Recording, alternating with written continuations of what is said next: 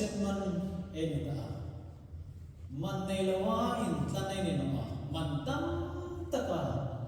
lal thi sen man hai eni sulai chen pathin mal som na dong ding hen ai ni khom man hi ai pek ve angai chu chu I mani ai boy na hai mani ai tlan san nam ve ka amane pe na ni pe ko vel hin boy tip bauta no ni a ai boy deu ding ani a du am deu de ve ta in hom tho deu de ve ta chun I ko bot dong dai lo nei thi ding chu chu ai hit sin no mani sulai chun ko vel du am takin tla nei ta som dong dai lo vin ko vel suk sanei ta sarupa humlo tin sarupo ken kirno kaita chu chu ema ba ani le Krista humno male sama Elohim bo sei ding he apoi mo mane boisan in thutam takel hil kanoma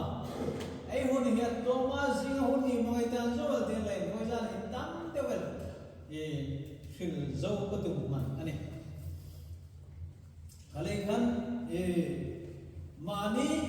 kha in voi seng he apoi moni Bartimai damna cham ding khan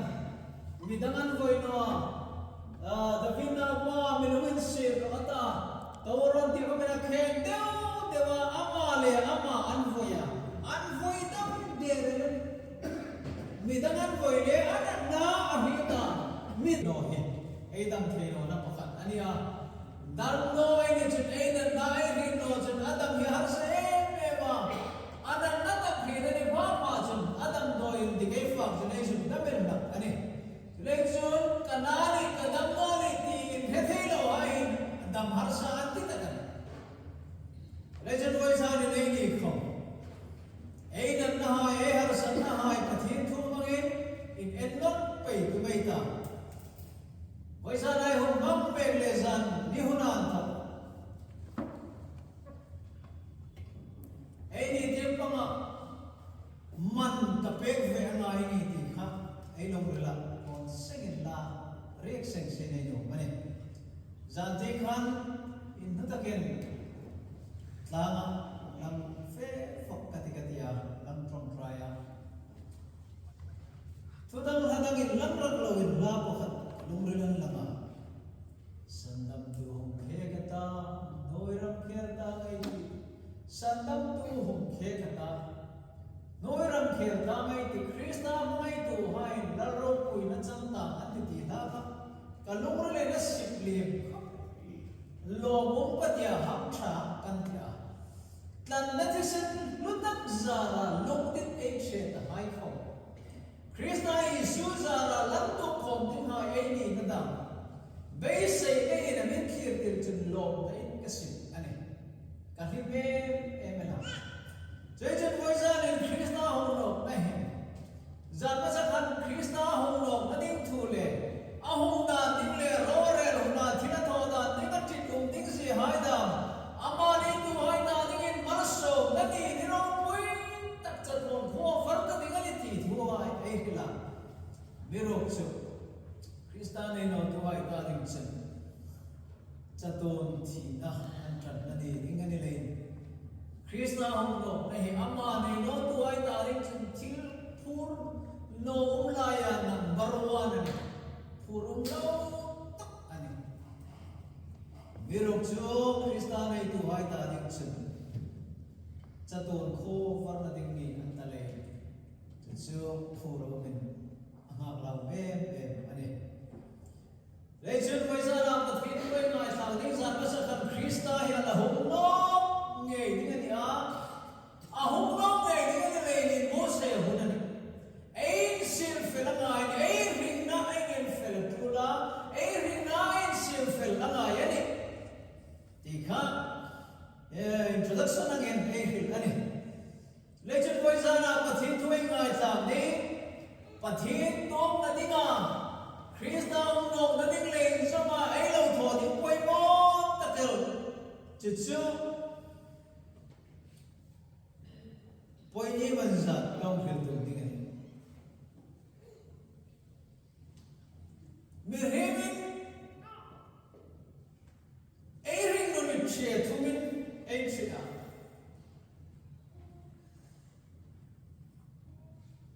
tre khat na tre ni na tre thumin tre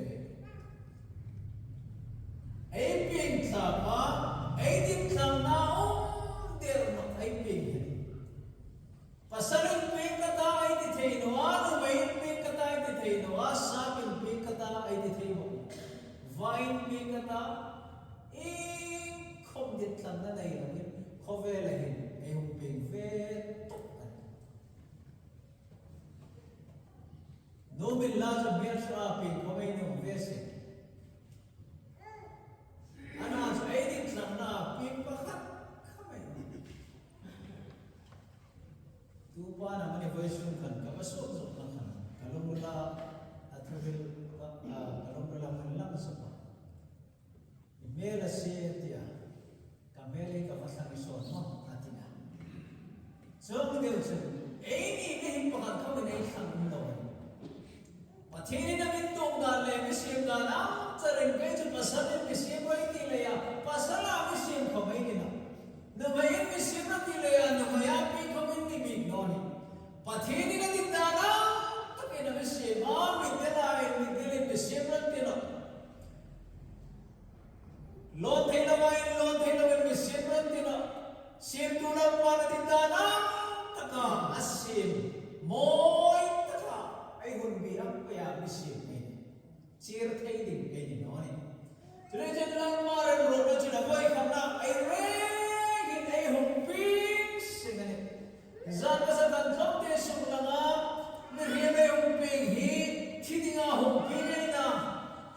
ai thi no na hi ring tu ai na din chun ring dinga ai thi na ni ring no tu ai na din rom chun ai thi na hi thi hi na chang dinga thi ai lo ni ta ni chu chu ai dang lam na ang ni dinga chu le chen hun bi wai khan na ai pi nga hun bi wai ni na hi pathin din ti thang na mi pe ke hun hai chu ma thu ai nei ter no amiro chu hi hun chu ma hin ai nom da nei din da na in mang thei din pathin din salen ta na mi si thun ta ni atom ta ka thi hun no hi din thang na hi apoi mo em chu pi nga do mai thi te hun pi na ni chu chu ku ta la pan asi ta an huni mang tran le la ta dinga la sim tu la ta dinga hun mang chu in sirme ne nom no lungai zan thinu na kam forever ati sab rom rom element ka fam chang la ha fam kim chang ite din sang na mang sul wa sim tu la ma din da na din sang na mang tu ai ta dingin an ta dingin la pan foran zan tin dinga ni athin pa na mos chulai chuni din sang na hi vai sunin an man len te em ani kita ka hin chu din sang na pakhat khama um ta don hero ke chu la pan din sang na hun ami pe chu chi ku ta chulai chun me din sang na sa ka ai ngai ta am khan me din ami me din re trong din re le din re noi noi ami ai ko men pathin ma chun lan lan ta le din re nan lan po dinga ni pathin tu me re pe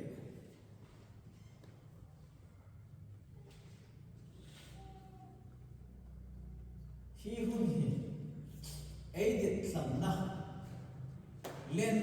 tak umay ni talahin dam sum ni tim na tim hi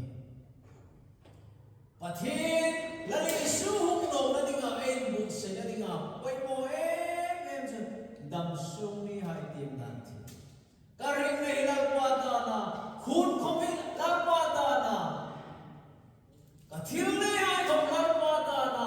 ki bi la pa ta ni tia pathin ro pui na dinga ki mel hi ani hun mang thêm dingen sim tu nei tu la pa hi ya poi mo opamol than jo ma mizoram speaker thuril jang kan han ka mai sa ka tra ka ki ka pela achan chin example of his real fakkat rong ko ko yesting nen ko khat le ga chuk ni na fia nasa de men le khan chuk chan sara chuta ka chun putar pakatin boy la ko atia ako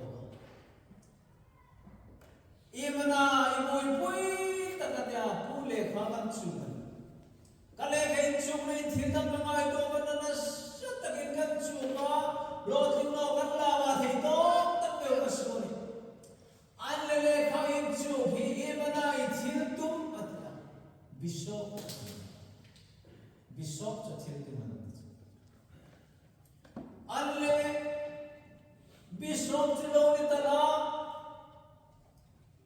im thong itile atino at Bishop chung charame ju cardinal ni kasum anle putar chun maksan chong ado dandan no anle boy cardinal lo ni tala im thong ita atia pop kanining atino kanis pakat pa chano huntero se tia putar chun maksan dalan ringla kan ati ba kaando nandon tanso anle le kain chunga na sa takin pop ni tuma cardinal ni tuma bishop ni tuma pop chalo nong takan sa takan tana pop chulo ni ta apre lain thogita pop ini jo pa pa lena an mai tu kachita din atama muta na kachita din Chudarajan putar chunchu student chu hinandan anle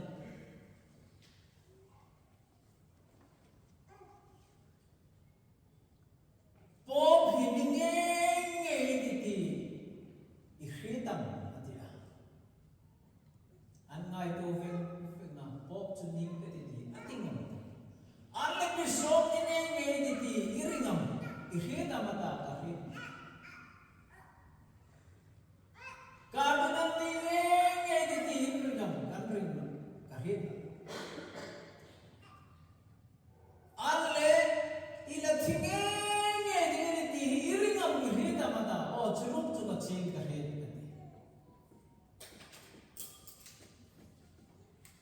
Chuputar chumboy kirla ihrit ching inuna tungting kha number 1 sila ihrit ching lo itung nge nilawa thiwa ma ingat kha number 2 sila Brethi no man kare jo knowledge zikare jo bende Irinuna inan pange ngedin itu ngedin tinani di ritalain cucuan lain tidin di rilain kirla in mosanya chadak nai ro pom nidin irin cinon lain chulechun kakharo kacho apoy mono le masero atia anche puiden voizare chom chume rinrain eitinge Sandam tu hela humata amila chuni niti hin ching sa sa anya amirum chu achin leplo dito kinai huntam lebe ei not katan nunga kai lekhen chu ko banam phartu lekhen chu gelo tangwal haite bie tho lai no num no mo last 12 day Inzo tol kung kita mo tension officer mo doctor da engineering da ano rin mani plan enroll tak em ni no mai change ye ti ehit ya oni amero chit ila to nge ni chdikat ila thini ni rin na sim tu mani pathini na thoi Chulay choni dam sumi hi sintulan wan akoma chuya yung vedhina dingin in mo sina hun trapet jay hun poy mo tak number 1 AC ang ayan sumay doa lobay na house ang dito kami na ititay no house ang najusan kata bonok tayan Chuchuka katomay na bungay na tin naglagil na akong bungay ngayon din sa ato kami na hirtay na chunay chun sa pamsigin chunay ka chun fere na sumdo may na chuchuka katomay ni tituhay singay ingam inhing na na huntong ni inhing na Sir tagin Bible na music pekin mo Legend yung tilang na iba huntong ni inhing na Ebe say na ko Paway na nahay ka, tak tsaka di pa ka, kom ti tenay na meron siya, at tak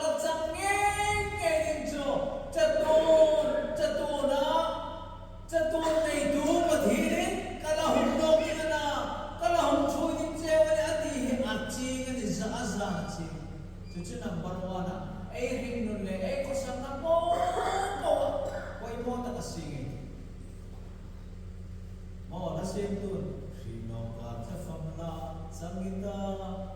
lalta di ngai huntra manglava lalta di ngai huntra manglava in khem ni ne chi khi nó cả cho phẩm la chang ve kita chu hun chu zo zo ro re ai lan nam ni ne thiên thục tiếng in voice tone in một sai da huntra alpan ali pe cho nên chun Krista hong nong tiếng này lấy in một sai da tiếng tắc lệ ăn chân tắc number one chu với ra là cái nông chu Isu này hi apoy mo tắc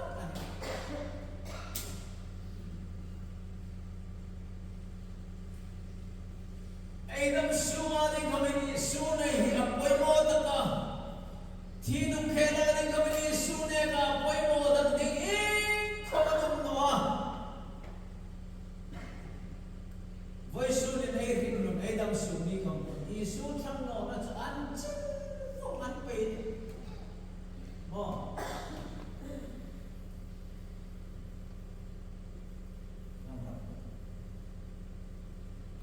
Isu thang no na hi an chin no he fa ge ge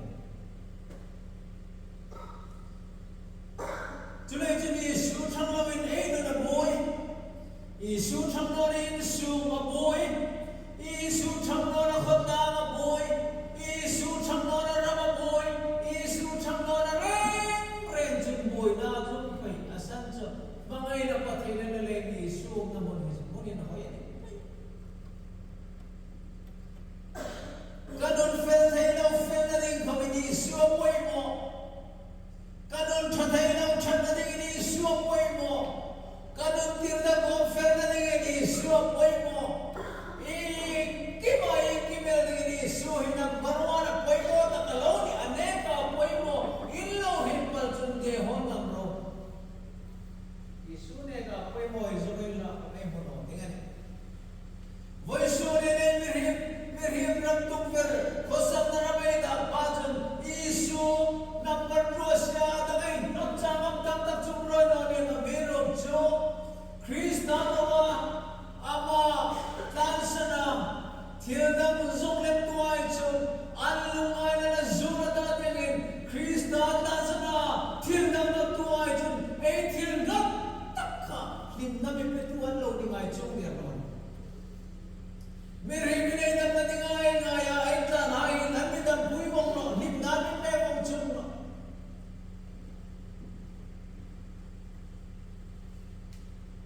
ai ti kai hu na toi kai si ra mi ai mo ka mani ane kan nol mi et in ke thok pe ro mong et ro pe yo mong et se ro no mi le apasal naam la te thoim kanan ra matra matla mo abra man fa andam na dinga kanan ni tram da ma chu mo abra man para dam dinga kanan ni amiro chano kirte ngano skut rokin kut bette ke na hoki dam dinga ta na mo na kanan pasala ma mo ya na ma te ai ma mo ya kut ro pa hoki chulai chun tram pui ka ra kanan ka malam pa ran chun ani tram pe tu chun tram tuk tin tu chun fa ni ko ma pe thei sing lai kan ka thei ni la wa mo apra men tu ta tu kan apasal le la te ai ma mo ya saro ke o ami mit te no ro ma ram ti ro ta akhi nun kha ei dam na ding ai no ra ei dam ta ni pe hon no a lim na ding ai lim na me pe no vai su ni tam wal ko ma la ai ko so de ma eta so dam na ding eta an ei ang don no la ma chen ei so dam na ei ina ai da na don ker no nei dam thei en don ker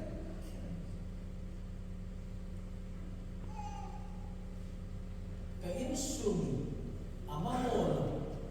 kanun amamolo karinga amamolo thili ai in sum ai nun ai la ko ko voi sum Krista hum no na ding le ai bo se nei yen no in in mil teu teu lo chulai chun zan ya mo wa ma khobar dengan ta intima din to ai pirla var tho menin thom taro krista hong nok dengan na khobar ma gai le zan upa hai khobar dengan hak in am ming theke har sai manin zan mo antia chu zan mo ta kho fi hong chat ding I varle in thimuin sheding mi rin ming theke har sai din Julai tatali moya som na sabi ka na Julai chun zan cover fet klene ta ding hai hin har fi me diva Krista honi ngani bose Eitil to thano alo man chan ban sanin Krista to ding se me diu no mane Julai chun isu thanglo in no na fel thai no Isu thang lo in isu fel theina Isu thang lo in ei moi theino Dile chun Krista hong no khuna khom ei la mo tak ding chu Krista no hi mo ding tak ei nei thak pathin ro rel na asan chu ama mi khil pui tu ding la ni ba po azara thisel lo tak zara sandam na hai pathin Antla na nawai ka papo mathimin chakren pat abila chan ding hai ni le aman abila khil pui di kai chulai chun Yesu he khri pathin ro re na ma ei la poi mo na san thupom som ni le pani chan som le palia khan ke hi alpha le omega kani abul le to supreme court Supreme Court ka ni tinam. Abulle ato alpha le omega. Tu kom Supreme Court in rower la tu tu na sim ta chen. Oh final antar. Rower final. Khil pui tu ne lo hai em julung sin ta num ta lo. Khai humam dam sung se lim ta lo. Mabak na am no. Team no an cham ta chen. Pui tu nei lo chi si da la le sun pe alpha le omega kan le wa ko khil pui tu in alpha le omega sadam tu ro pui min tan tu voizani ka nei ni chi in leina thamo takin ka hin non voice tu am no ding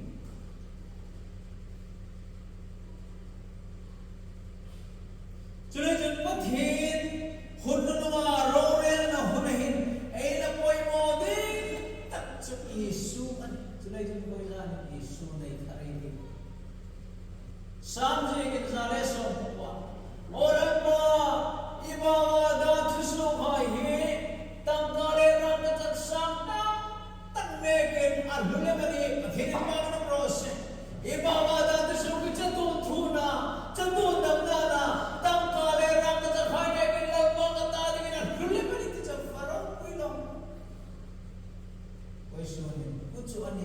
number one sitting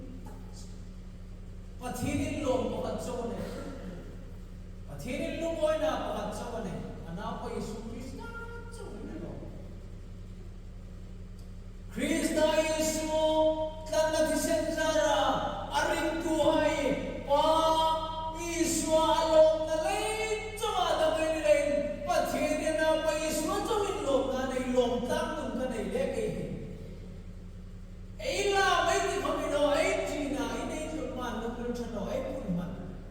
lom tlang ai ni le chulai chun chaman lo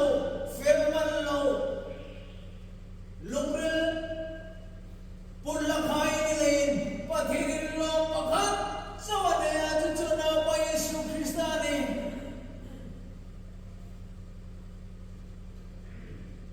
kathil pek ron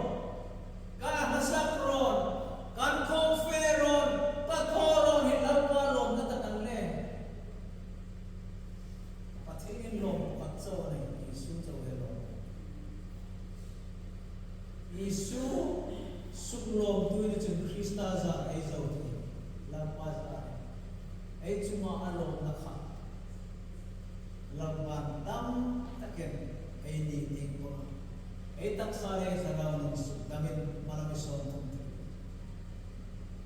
Julai Julai su chang lo jan koi sare nei ta tingin van ko hi apin tu kan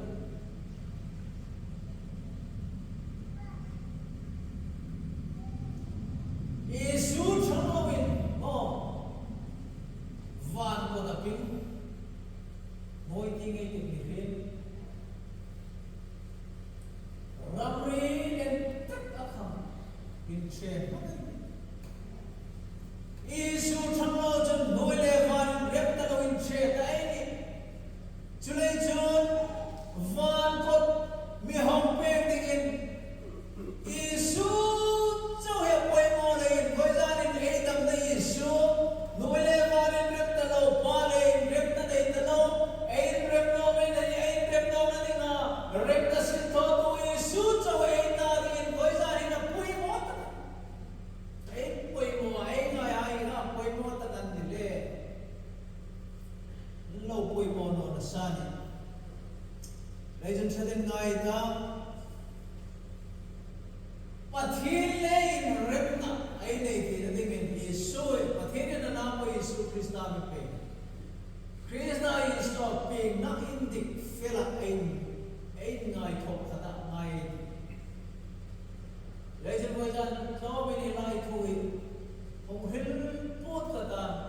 tiếng long ha Christa ai đam na thuan ông hil cái ông Jika dia itu sudah terlalu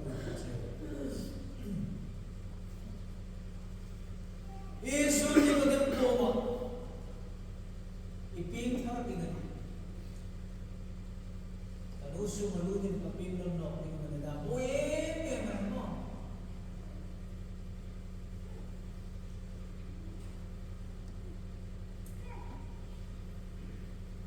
Nule pa,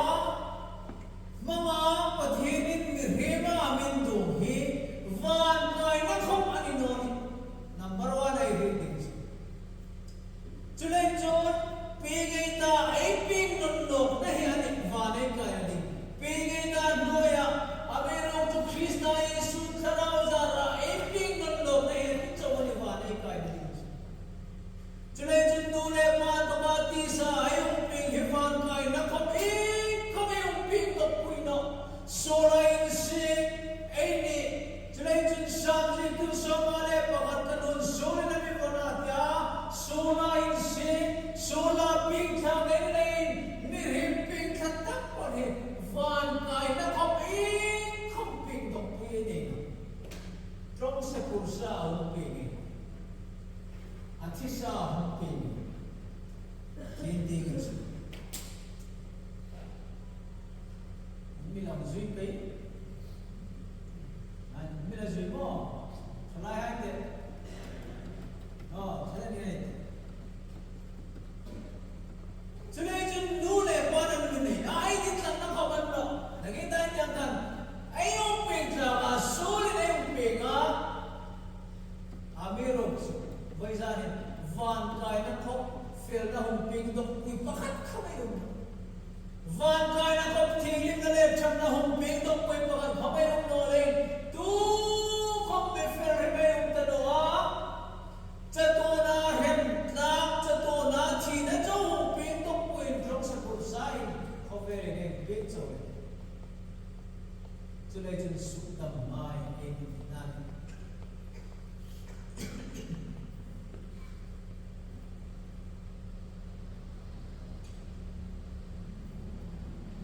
Khomora chengin chun Khomora ping ngaya Thale ngai de Khomora chengin chun Khomora ping ngaya Tuya chengin chun tuya ping ngaya de Khomora no ro Khomora chengin chun Vaizarin tuya su ping ro Idang kwaso khima Tulai chun Khomora ping Dinga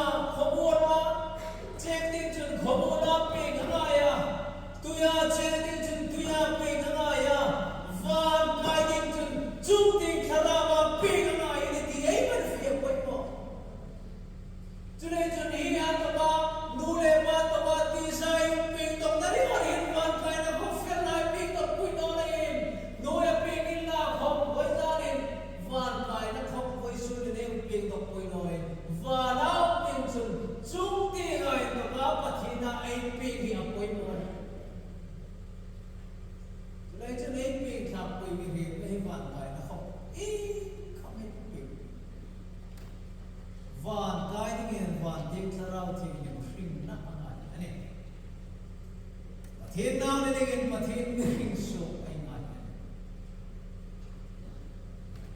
nakele hun to ding sim na ka hel tu mane sim na ai ni pe thar nahi sim zo ma ai hil chen ai hil so ai ban so thil au thei lak lai chulai chen van mai degin sim amai ni ai tia amero tu vai jarin chitin bang sim na tarawa sunin ria pathin kong te nga ai kirma chuchuni lawani ka hel chulai chen me heben anan nalain atak sana jintanwa idon nok juni thidingen nileya zu sim hi van kai na hop sim na noi zu adon ta tina ri ka ni de che zu ne ga van kai buk di ngai ngai juni ngai so ni zu mai van kai na ni sin la dok se ngai tak di tai kai ni no taklo ba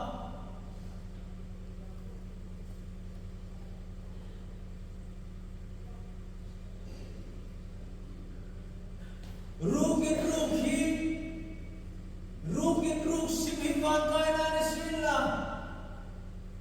Dutan o mantan kaya ni. Rukin ruk simipan kaya na ni loa. Rukanin ruk talo tinanya ni atang auple. Drug setting ki, drug setting nipan kaya na ni loa. Drugs anin anfak talo anin injection talo tinanya. Lam thai sur sim hi ping tharna ni de moni lam thai a sur ai to ai mo mo ai sim ping tharna ni no ameru tu na ke le hil tum cho pathin na hoi cho po chu ban san le tinga in tan su theng ni mai ni ti ro ka cho ai la hil tu man chunai la ya sur rai to ai mo mo ai sim hai ai sim chan na dinga ai thong ve tri tre hai van kai nan der non isi to ni gaya pe ni kai te mana ya ai hum ni ngai ngai chen I kai chile ni no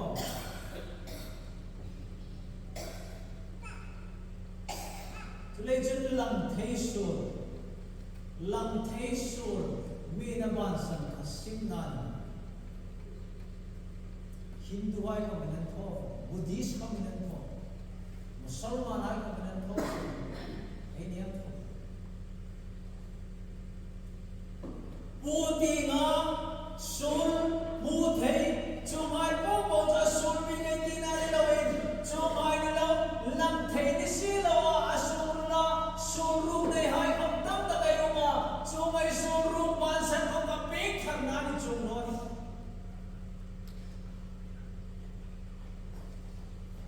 Any love for a shy bola, feel the moment come lang tayo din na sura na ito. Dan, zona mo ito sa iserbo mo na. Fawle mo ito mo sa iserbo. Zudadan, zona mo mo sa iserbo mo niya mirog ito. Isu damas na lang kwento mo imagan ito. Sa iserbo na din, kamanay na. Buti nga mo, mirog ito, nipintar na mo. Traan no, lam thei suy không có thô no, anh nào cũng bị biến thar rồi. Lam thei suy thô no, hay không biến thar mà, uma mai chặt áo thei ngày ấy đi một. Ô tiếng Anh lam thei suy thô hay suy biến, cái mà mu không khăn, thiếu lung thei ấy đi một. Pharisai hay anh rồi, số má có cần về ăn tây mất tây. Thiên cô mà thiên là ai ăn bắt này nào. Phong thiên loan phong ai đâu an thiên li bên phê nè mà cho an phê nan và nó hỏi phong mô đi lên nào nương Christa này nó Christa ika phê nani ti khamon pui nekin an thiên thô chân ka anin khamon pui talem này o an phê so ro pui ta Krista hi kafir nani na kele tu tu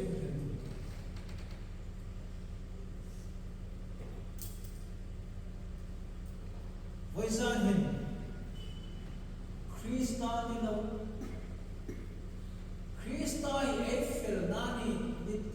pom luang akol vel no khang nga mani in thamon pui damna no inani le poisan e rinna aiden fel poi mota zui don ta no le mata angle nangin thamon pui ka andik no Korai binga chalangai binga fia kakai thamon pui ni chun thamon pui so le Krista ti sen chong i fane kai so tlatam na chong mani ngai chat na le ngai thamon fom na ko ani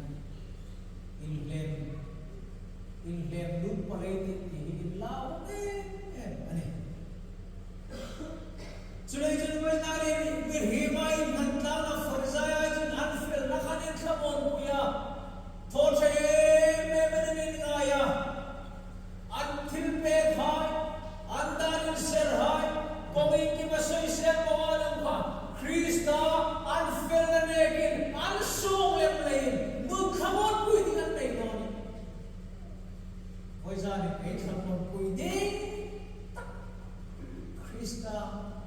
Muchela Adam ain lamsa getin nada eitil pe da main lamsa nada mailo thoge na hai te ho abi ta ne ni Christian sungkulem chu ei chi te da no Sunday school ai ne kaya rin tu tra in sungkoem se ni na mi pe ang ngai pe ga mi tho mi sak ngai sak ve kong tale e kha po mo Ei lo tho pham kim ta lein ei ngai cha ta em lein in ngai cha so pa lein ti hin lao mani in su thamon fo tho chil pa lein ti hin lao tak sa chu lei chin chung po chu pa the den in ngan na ta ka ni no van kai na ta ka ni no van kai na kha pa ni no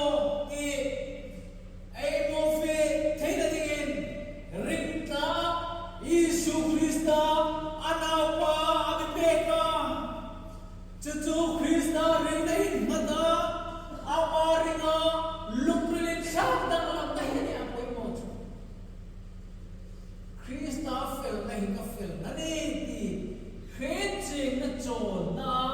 nun thak sen na le dang lam nahi ni apoi moch mi hai atho chano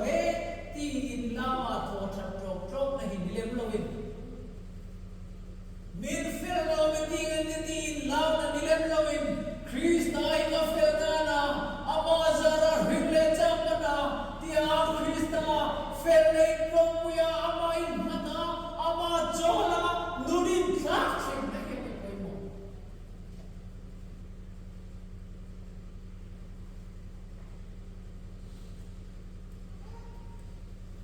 Tulay chen nun zain nun fel ai nei the na ding pathin anama Yesu Krista mi fel nang le ke ta ding so abi pe thin pa na mo mi fel nang fel thei lo ba I fel na ding pathin mi fel Krista pe lem che nang tha thei lo ba I than na ding pathin na ma Yesu Krista pe Meduk dang lo mani nun kom ne nei lo kha inun lalpa na hom pe lai chen anun dino tak fel le theilim na inun dingin pathin Krista pe talem chen thin bang na bos poizan nun Krista ani so ne tak le ai thamon pu ni ai ro ma tho tin te le ai ro ma pe ai so ta no mi sum dam no ni hai van mi chon kai no ni hai Krista Yesu ti sen chang no van kai na khop van kai na ding dam au no Yesu ke lam pui thu tak le fring na chu ni lam pui na no Korin tam na kung khatchang so tu be chin nang ni ro chama zare Krista Yesu ayum ta pathin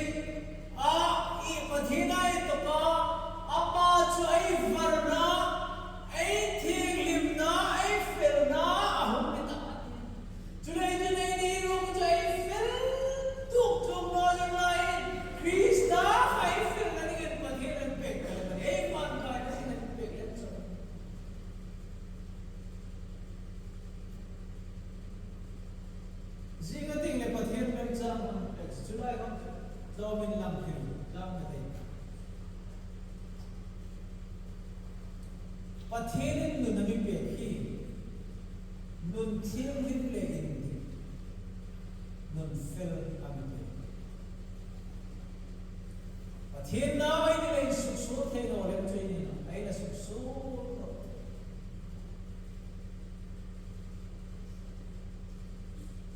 thằng khi tu lại ấy ora biết ta cái này không quý không phật tập bút bổ chừng anh không bút thì cái này phật tập bút thì nghe đi ngay ngay phật tập bút ông đi ngay lên thì đó cả mình sẽ không xin anh đi bảo ai nó thôi đấy anh à cái phật tập bút thì cha đã làm lại chẳng nó khó bây giờ này mình chỉ khai làm cái nó chắc rồi nhưng đây là anh cứ sụp mồn phật मेरे शाका बुला मीरा खान ला हन का मेरे अठदों नोनी का मेरे से जीवन लंसा है ना देखिए मेरे शाका बुला हमने हन का मेरे से जी का खाचो हमने हन जिनका दिया हमें कन्या अठदे बोंगे हन का सीर जी हन लंसा चोरी वैजारी मिस्र में फेलो क्रिस्ता है कानून दिगिल लड़पान में बेगा नुना करे fellow kamizi alam sarton tonight is all night fellow na alam sarte kadagin pathinin ano na pet pathin pak na nos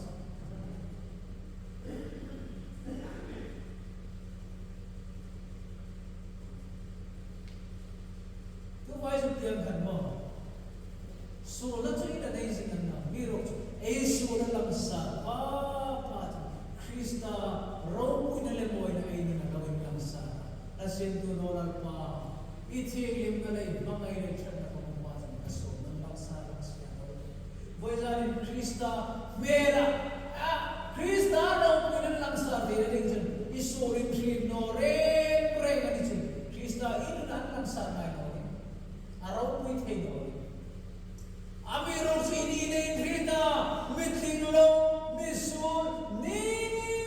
ngai dap ngai ni tin mu fi pe ta I ra do na na kan pathin thil tho thai na nga su pham ki bi ro lem ni ka ni ko chu ne pathin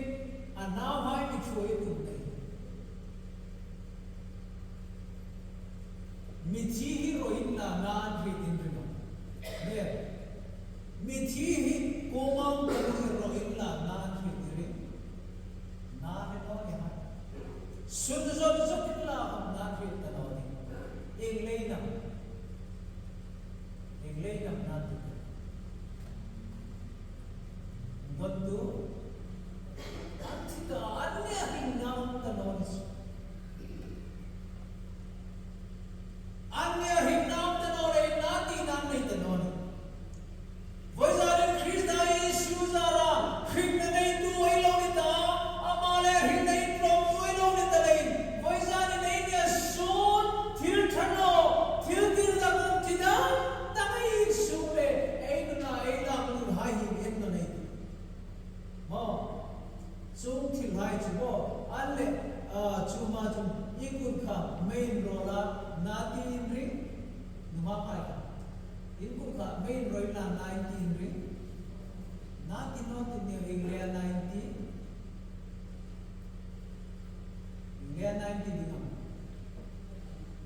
इल्ला दबाना है now I was on Krista Iswa Krista inti tak nahi nichu Enya solo lo timchano ayo enya luna mo itarao ko asuk na zo mo che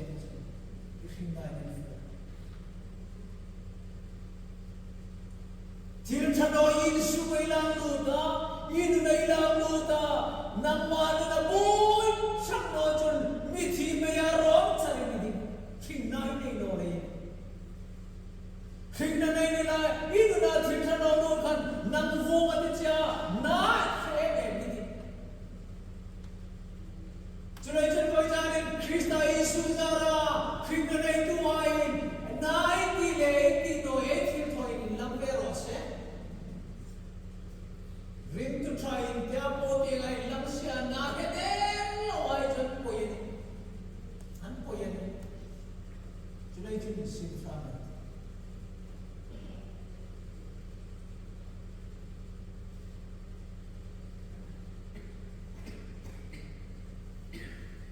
Peter thon ka na bong ni cham som hile palia Peter thon khat na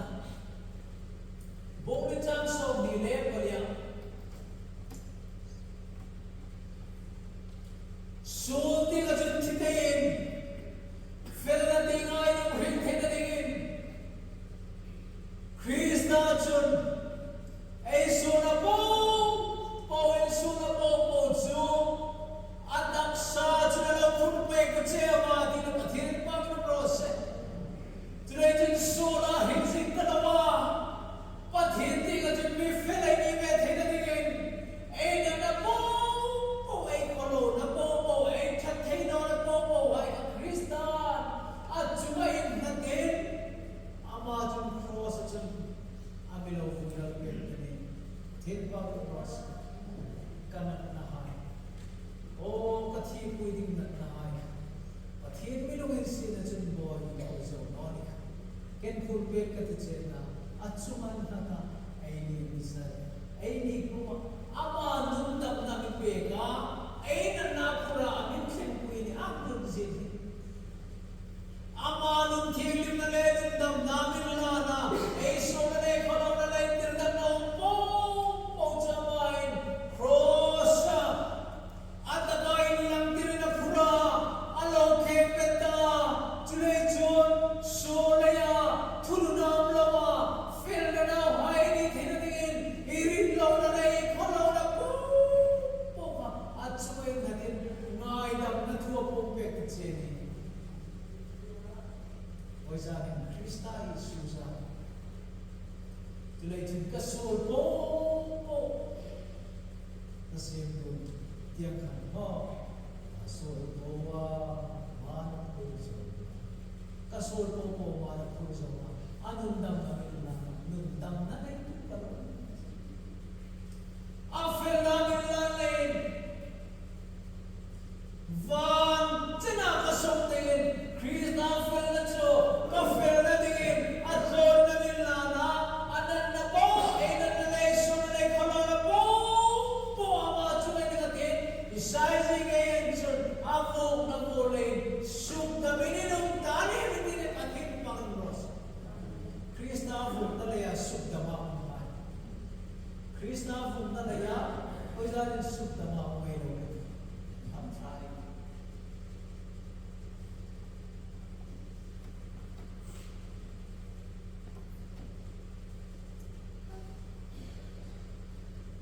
Kalau sabu ni jang so, badale batu pe kain zin, cuma mengal ham tuju, athai botasya, cuma prosa alam ham tadi, pathin bagai prosa, kasur alam ham. Insumen kuleran majun, dorada me fiamita dam, muझे bata. But boy, I mean, I'm so glad it's me. I'm so glad. Yeah, I'm so glad. I was so glad to not talk here. Not I know. I know the way I feel. I don't get it tomorrow. I'm a roach. But they do, but they know it. Kabat po at time mga. But they know I'm a poach. I told who ang him. Wajarin, solaya kong sabor, tito sa tanong hai, pathinin krosa, ay ba't na po pong patnilo, isabligin, ni sun nililo, mi ferlo, pathinin sun nililo amay sa hamat sa atin. Mi sun nililo ay pong sa miham sa atin. Mi sun nililo si sun nililo mi dyan po na ito. I'm trying this. Kato ulit. Kato dogin kong lawin. Tunay panale katupe kain sing kalakto. Van katong thay na tinga. Hilaya trong simi punto. Kanan na katipuy di. Panale ka. Tupe ka sing inkang katka. Aman misut peke. Amit kaibo peka. Batin Legend Krishna tisem sukten misul dam na ding cross at sa van thang la pen pathinin nang le ke misul in sa ang ro ku si ei me li sira mi sang ding misul la ni su sang ta mo kita ka kiam na ke ko me mi sang no na sa ding ei pa sa roi la sang ding no mo ei pa sa misul sa sang el ding ka ne ke kamen avar me ta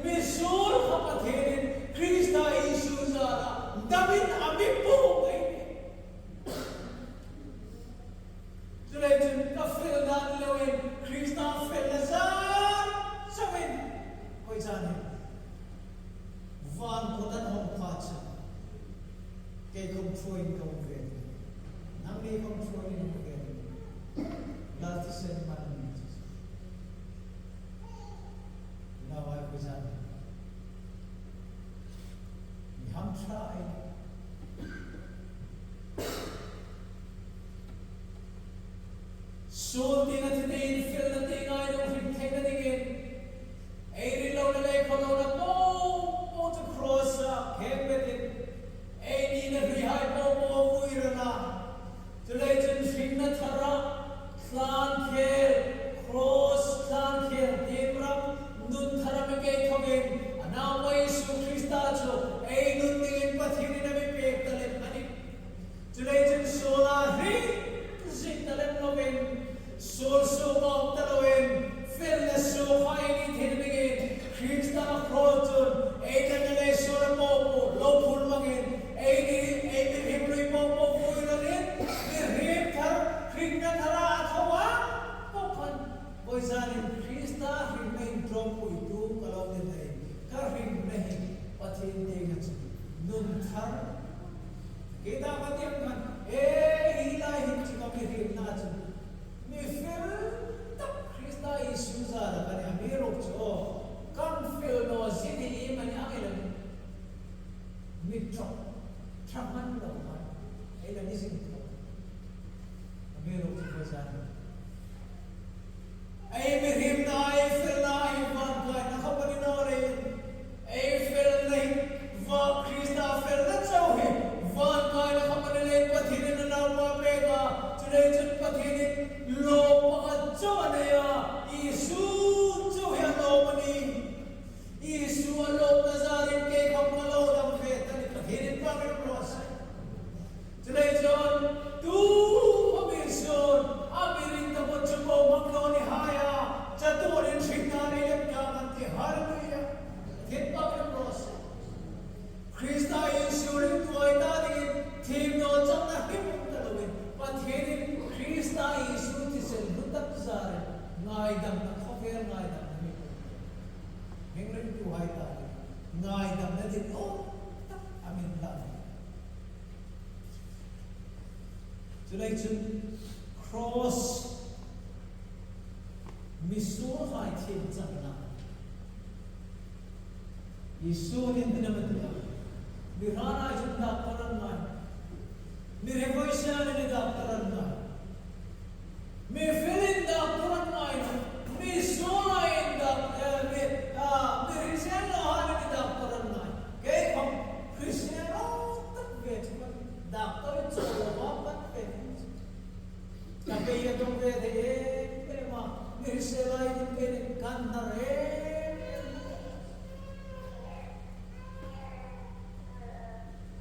Zunda kan kay kung buhatya damno po atans kadam felsun daktar urologist semua katin kapan fersatin sama-sama sinsek in kulihat tak emat nikhan niya karon pantung lemhan karon ko mo eloman musun lagi ken ka follow ken chubut pok chubi ko pwede na nang dito patro so mo tun kan kalambe lagi kan na kanong tuwi Cristiano yung doctor nga yan no. Waisanin misurin sandang ko po mo may ferro dyan po mo no. Tulay dyan ison, doctor, miriselain, mihalain, doctor nga nanin, mirhemoisyain, doctor nga dyan. May felintan din akong kanino, misulang din akong kanitya. Tulay dyan, misul ng lekin, crossain pun kalaw dyan, wetin na dyan, misulang lang. Keren pun kacang wetin, pati parang. May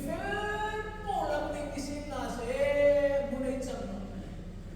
Misul lang din akong kanitya. Tulay dyan, misul, home sumong pa na ilaw ta fruto lagi dam na ilaw dyan talaga.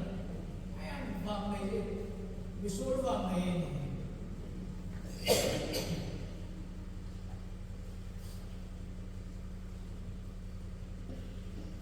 Tulay dyan,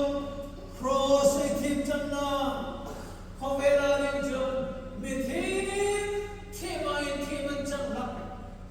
Kota kong mitim nun, timan dyan ngay no. Suksun nun, timan dyan ngay no. Raw, indig nun, indig nun dyan, tim dyan yung ngay. Mifel nun, kota timan dyan ngay no. Mifel nun, timan dyan ngay. Meron si Krista cross rock ito misul tim jam nani hiring bagay cross. Hover ko le Krista ko din ang nona sa. Hover ko jud mitiman timan sama. Krista patilugin sina. Rore lang ko darog jud nang leke misul saban lo hay. Timamin jang tim tali panis. Tulay jud na patin taktan lo. House of the Rerong Pinapopo, Jangvetu dengan Nawi na dino, tak Krista Zarin, amin vlog ini.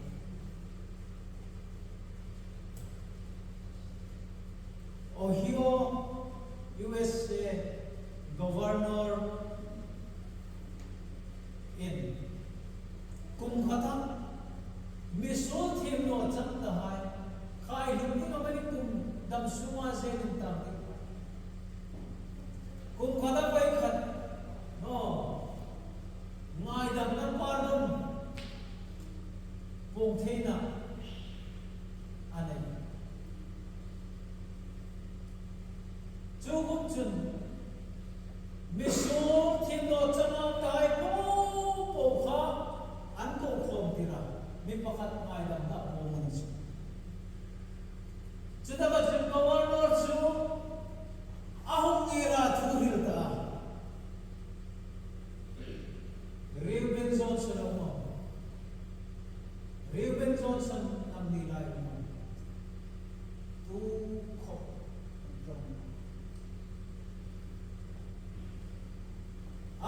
na nang nila Reuben Johnson lumang Reuben Johnson do kami kay kanyang tingam na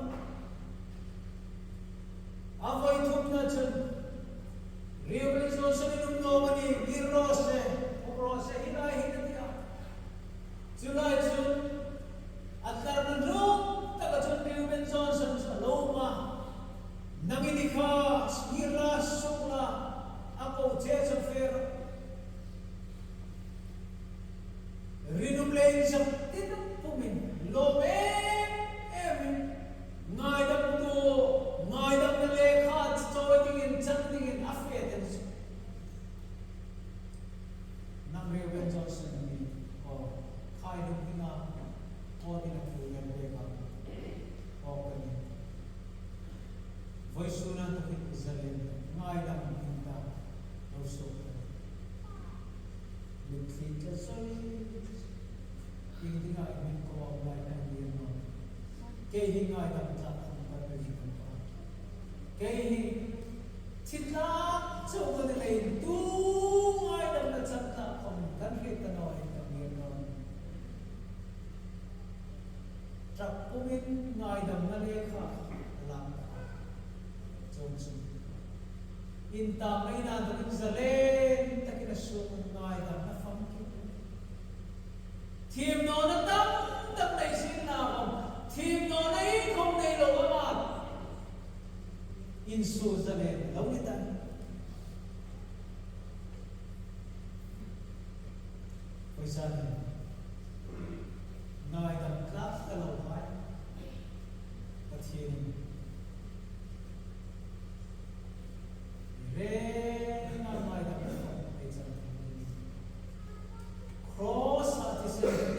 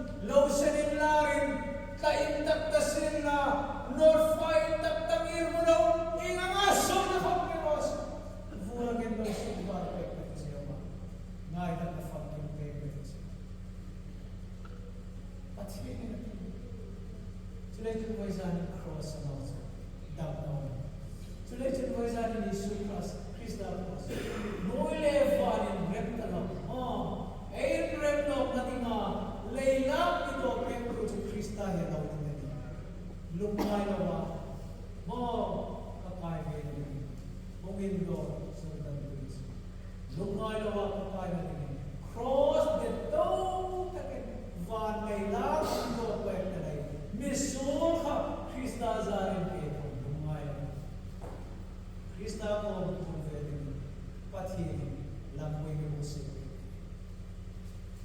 Chile chile ni voi sudah humbang mereka nawai.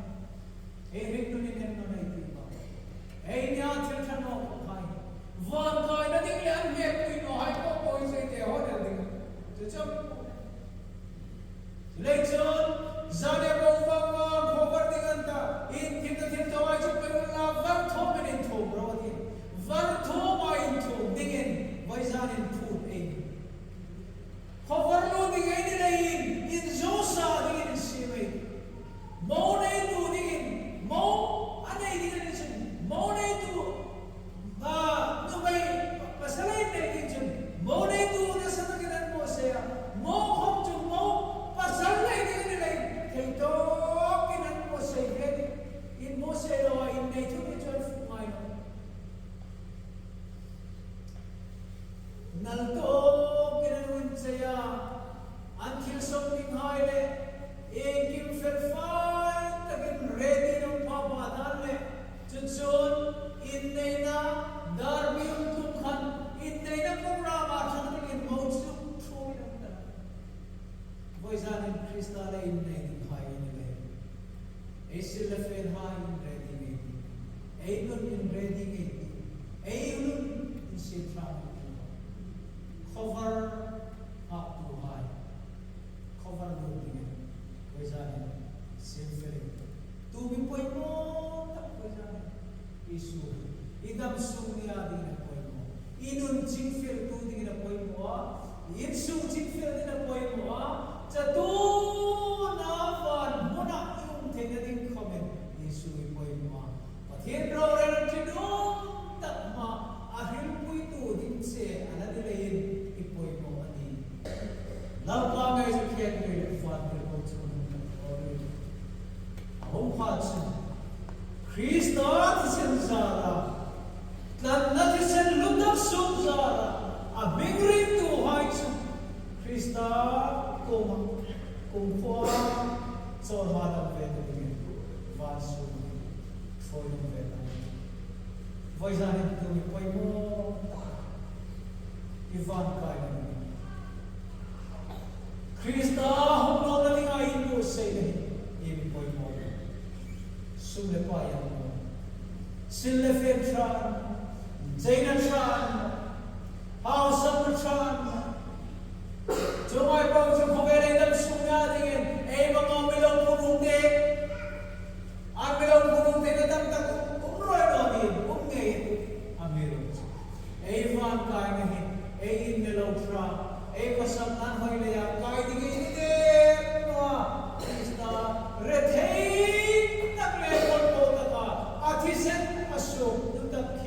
Voi sunin fane kaya ni. Arate ni voi sunin te house ani ngani. Musik umato may voi sunin soy boya ni. Sulit voi sana. Sai mo katsang so pre. Hong to ma to jamay. Insu hay sin la no sin sin. Vuragin fa in Papanos. Zakovara asen kai chit tatmite no. Senduk senin lara kai chit ta kharsa dita iyo inay so pamela senha alaum zingla. In so na chuchu amchun low senin larin ka indak tasin na north fight tak tamir mo daw inga aso na pamperos. Vuragin daw subar pekpek siya ba. Ngai na pafakin pekpek siya. Today to boys on the cross and also down down. Today to boys on the issue cross, Christ the cross. No levan in reptalo. Ain reptalo nating layla ito pekto to Christa ya daw din. Lumay lawa. Mo kakay din. Bumindo sa tandulis. Lumay lawa kakay din. Cross the down takin. Van may lang ito pwede na rin. Misul ka, Krista zarin ito. Lumaya. Krista ko kung pwede pati lampoy ng musik. Chile-chile ni voi sudah humbang mereka nawai. Rik tu ni nen nanai tiba. Nya cerita no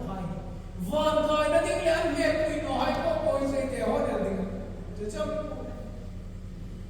Lekson zane bawang khobar dengan ta in kita awai cukup la vartho menin tho brodi vartho main tho dengan waizanin food khobar lo dengan ini lain in zosa dengan simai mau naik tu dengan mau anai dengan jen mau naik tu Dubai pasalain dengan jen mau naik tu nasa dengan mau saya mau hom tu mau pasalain dengan lain itu dengan mau saya in mau saya in naik tu dengan fumai nalto dengan saya until something high le kim felfai takin ready no papa dalle chun in neina darbium tukhan in neina program athang in mochu thoi na voisan in crystal in neina high in le esil fel high in ready me einun in ready me einun in sitra cover up to high cover looking voisan sinfering tu mi poi mo tak voisan isu idam sung ni adi na poi mo inun jinfir tu ding na poi mo insu jinfir din na poi mo cha tu na van mo na yung thena ding comment isu i poi mo pathen ro ra tidum tak ma ahil pui tu din se ala dilein i poi mo ani legend voisan Krishna Yesu Krishna Tim Jamno in now talo palu mo na malsom na doktu ni talay lim takle rat pumin mo ay am token me rat no in lam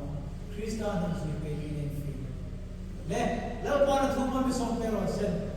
in para la tan na kan sarami na som Krishna repti ha ere na ngiri sakita jun Senior Pastor Wilson Loren Mansau 9 Khatak Sid and Phil Rosen